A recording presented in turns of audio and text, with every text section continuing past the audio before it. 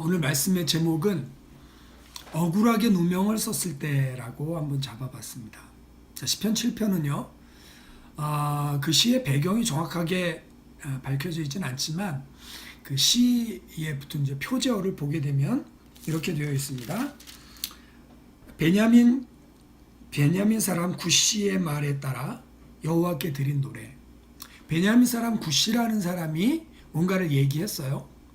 근데 그 얘기를 듣고 제가 볼 땐 다윗이 화가 나서 하나님께 찬양을 하나님께 올려드리는 시편이 시편 7편입니다. 자, 베냐민 사람 구시가 누구냐? 성경에는 구시라는 이름으로 나온 사람은 없습니다. 그런데 베냐민 사람이라는 그 표현은 뭐냐면요, 사울이 베냐민 출신이거든요. 그러니까 베냐민 사람들은 사울이 왕 될 때부터 이제 다윗이 나중에 2대째 왕이 될 때 사울 자체도 다윗이 왕 되는 걸 싫어했고요. 그 다음에 이 사울의 자손들 베냐민 족속은 계속해서 이 다윗이 안 될 때마다 거봐라, 네가 피 흘린 죄 지은 거 대가 받는 거 아니냐. 심의 같은 사람 그렇게 막 압살롬 반란 피해서 도망갈 때 막 돌 던지고요, 욕하고 막 그랬단 말이죠. 이 구시라는 사람이 혹자는 사울 자신일 거다, 혹자는 시므이일 거다, 아니면 제3의 인물, 이 베냐민, 그러니까 사울 왕가의 어떤 다윗의 왕됨을 싫어하는 사람 중에 하나일 것이다, 이렇게 표현하고 있습니다. 자, 아무튼 이 베냐민 사람 구시가 어떤 말을 했는지 다윗이 너무너무 속이 상한 거예요. 그래서 하나님 앞에 기도하기를, 내 하나님이 내가 죽게 피하오니 나를 쫓아오는 모든 자에게서 나를 쫓아오고 있다 표현하고 있고요. 만약에 주님께서 나를 건져내지 않으시면 그들의 사자같이 나를 찢고 뜯을까 하나이다. 그러니까 만약에 그 사람들을 막지 않으면, 그 사람들에게서 구해내지 않으면 진짜 막 찢기고 뜯길 만한 그런 상황이었던 것입니다. 자, 그런데 오늘 시를 쓰고 있는 다윗은요, 굉장히 그 하나님 앞에 아주 정결한 삶을 살고 있었던 것 같아요. 그래서 하나님, 나는 순결합니다. 그거 하나님이 아시지 않습니까? 나를 순결하다고 하나님께서 재판해 주십시오라고 탄원을 하고 있는 거예요. 그런데 그렇게 하나님 앞에 서도 부끄럽지 않은데 지금 모함을 썼어요. 뒤집어 썼습니다. 무슨 모함이 있냐면 내가 이런 일을 행하였거나 라고 3절에 나와 있습니다. 이런 일이 뭐냐면 내가 내 손에 죄악이 있거나 화친한 자를 악으로 갚았거나 내 대적에게 까닭 없이 뺏었다면, 내가 만약에 그런 사람이에요. 그러니까 구시가 한 말은, 그 다윗은 말이죠, 평안할 때 사람들의 피를 흘리고 그 사람들 걸 약탈하고요, 그리고 다윗은 배반을 엄청 잘하는 사람이에요. 뭐 이런 종류로 계속해서 다윗을 깎아내리고 있었던 것 같습니다. 하나님, 이게 무슨 말입니까? 내가 누구 걸 빼앗았습니까? 내가 누구 걸 약탈했습니까? 내가 언제 평안할 때 배신했습니까? 내가 언제 내 손으로 악한 일을 행했습니까? 하나님, 8절 말씀을 보니까 여호와의 나의 의와 성실함을 따라 나를 심판하소서. 영어 성경으로 보면 declare me righteous. 하나님, 나를 의롭다고 좀 말해 주십시오. For I am innocent. 주님, 내가 순결한 거 아시지 않습니까?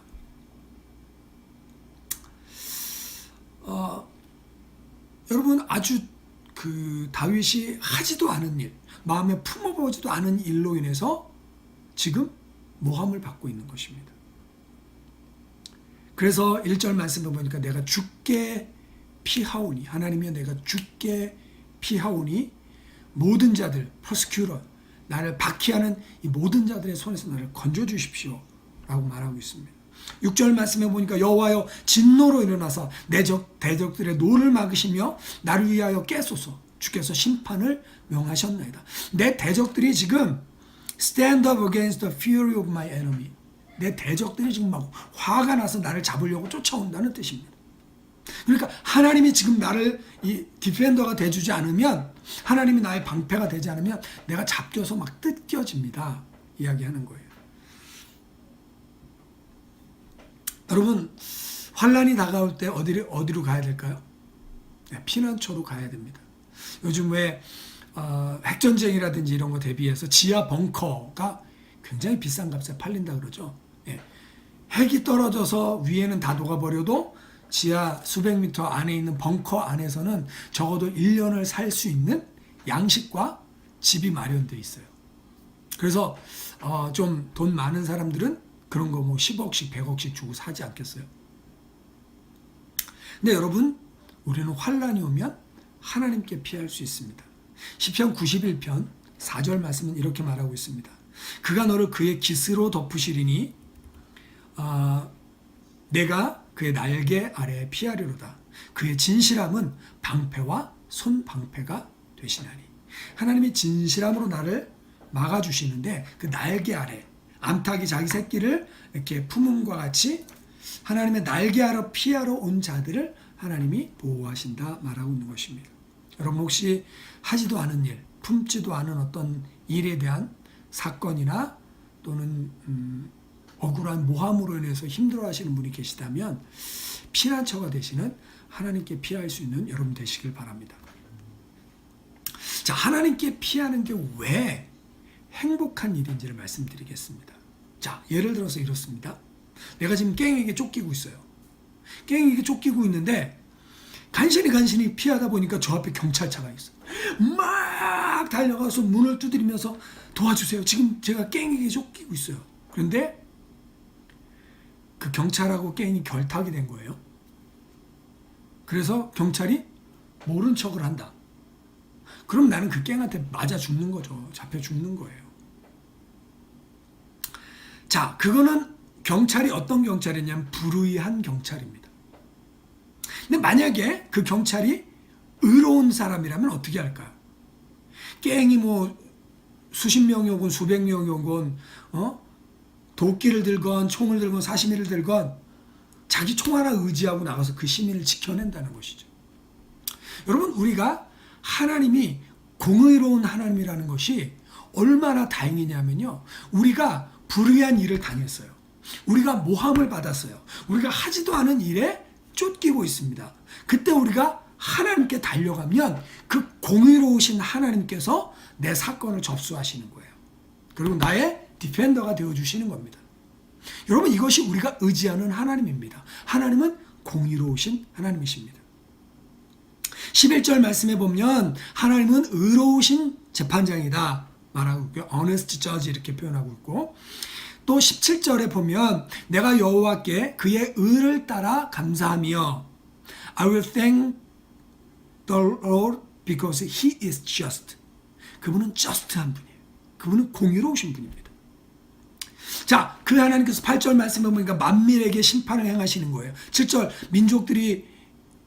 민족들의 모임이 줄을 들게 하시고 그 높은 자리에 돌아오소서. 그래서 민족들을 심판하십시오. 그리고 나처럼 하나님을 순전하게 의롭게 섬기고 있는 사람은 구원해 주시고 지금 나를 공격하는 이들은 하나님 멸하여 주십시오 라고 지금 다윗이 하나님 앞에 기도하고 있는 것입니다.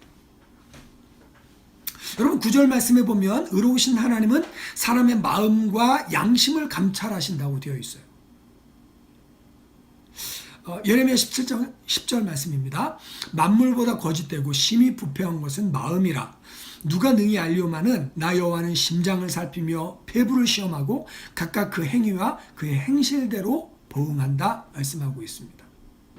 여러분, 사람의 마음이 부패해서 겉모습만 보고는 누가 옳은지 몰라요. 재판한다 그러면 한쪽에서 피해자인데도 불구하고 진술을 하면 저쪽에서 거짓말로 진술을 합니다. 그리고 고소를 하면 맞고소를 합니다. 그 사건이 막 이렇게 여러 개가 이제 뭐 명예훼손을 건다든지 뭐 기타 등 이렇게 하면요, 이게 재판이 하염없이 길어져요.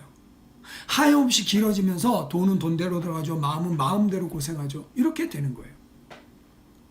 그러니까 사람들의 겉모습 또는 겉으로 하는 진술을 보고는 그 사람이 좋은 사람인지 나쁜 사람, 그 사람이 의로운 사람인지 불의한 사람인지 분간하기 어렵습니다.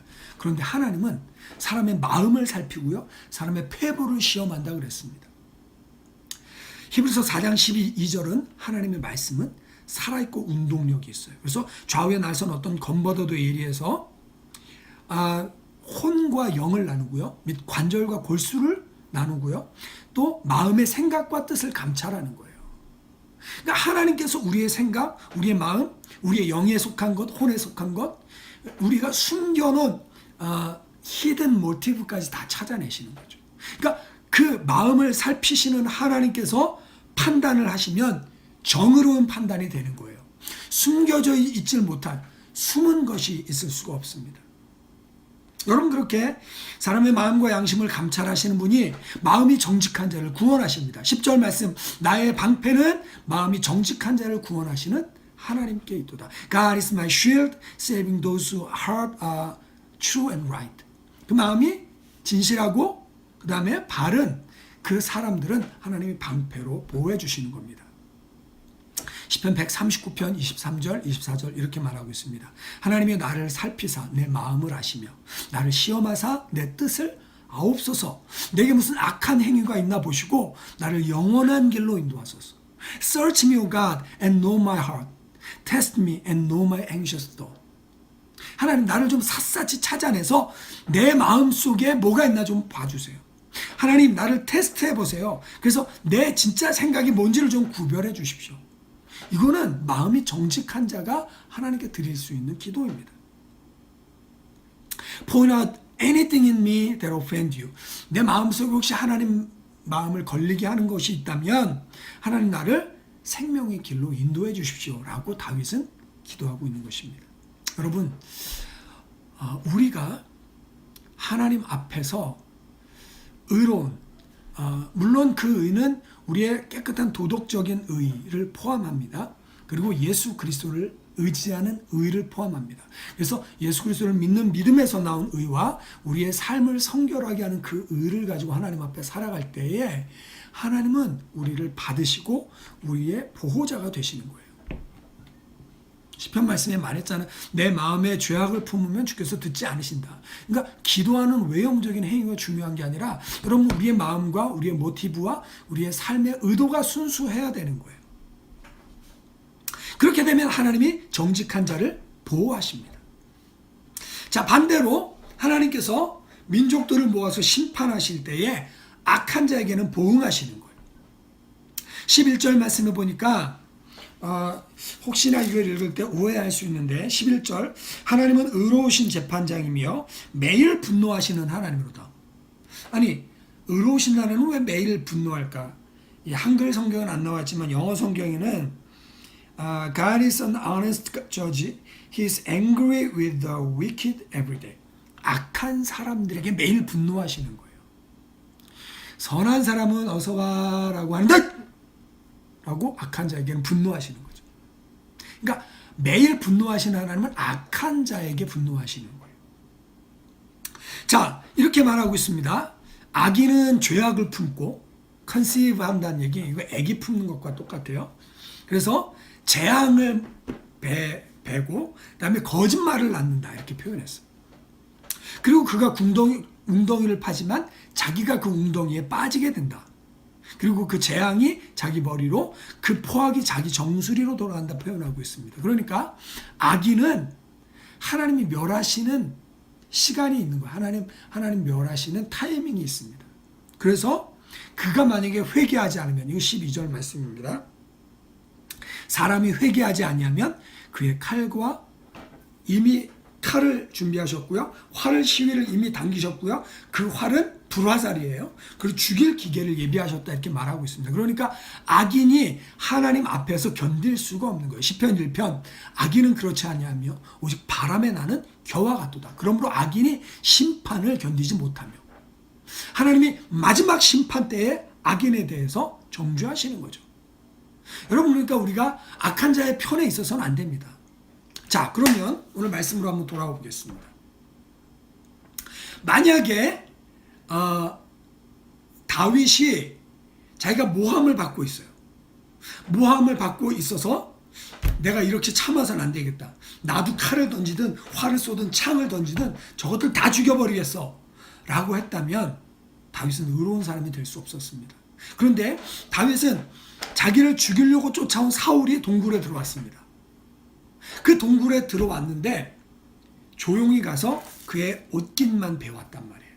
하나님의 기름 부으신 자를 죽이는 것을 하나님이 허락하지 않으니까 옷깃만 벤 거예요. 원수 갚을 기회가 있었는데 원수를 안 갚았어요. 여러분 얼마나 간단해요.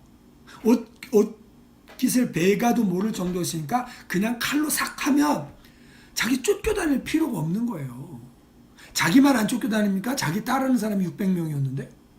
그러니까 여러분 고생 끝, 행복 시작 할 수 있는 타이밍이었는데도 이 다윗은 자기가 원수 갚는 일을 하지 않았습니다. 여러분이 모함을 당하고 억울한 일을 당하고 우리는 보통 우리가 이 심판의 주체가 되어서 우리가 막 독서를 뿜고 막 원수에 대해서 막 독서를 날리고 막 팀을 만들고 막 사람을 부르고 고용해가지고 막 어떻게 하려고 노력합니다. 여러분 그렇게 하면 우리 스스로가 악해져요. 우리가 악해져서 우리 자신이 아까 여기 표현대로 우리가 계획한 게 우리 정수리로 돌아오게 되는 겁니다. 우리는 어떻게 해야 될까요? 피난처 대신 하나님께 가는 겁니다. 피난처 대신 하나님께 가서 하나님이 판단해 주십시오. 그래서 여러분 이거 혹시 끊어지지 않았나요? 네. 스스로 원수를 갚았다면 다윗도 범죄자가 될 수밖에 없었습니다. 그런데 그가 옷깃을 베고 돌아가는 사울을 향해 외칩니다. 왕이여, 왕은 왜 나를 모함하는 그 말을 듣고 계십니까? 나는 의로우니까 하나님이 내 편이 되실 겁니다. 그리고 당신은 만약에 계속 그렇게 하신다면 전장에서 죽거나 또는 하나님이 그 의를 따라 갚으실 테니까 하나님이 당신을 손대어도 나는 당신을 손대지 않겠습니다. 여러분 오늘 말씀을 마무리하겠습니다. 우리는 스스로 원수 갚는 일을 중지해야 됩니다. 그것으로 인해 우리의 마음의 평안을 뺏기면 안 됩니다. 대신 이 화를 사람에게 쏟는 것이 아니라 하나님께 쏟아야 돼요. 하나님 구원해 주세요. 하나님 도와주세요. 제가 나를요 이웃집 순이 우리 엄마 보고 할매라고 놀렸다. 잠이 안 온다. 내일 아침 먹고 따지러 가야겠다. 잠이 안 오죠. 근데 내일 아침 먹고 따지는 건 아니고 하나님 이웃집 순이가 우리 엄마 보고 할매래요. 우리는 하나님께 토로하는 것입니다. 그러면 의로우신 재판장, 정의로우신 재판장, 사람의 마음과 생각을 감찰하시고 의인은 방패가 되시고 악인에게는 활시위를 당겨서 그것을 갚으시는 하나님께서 친히 갚으실 것입니다.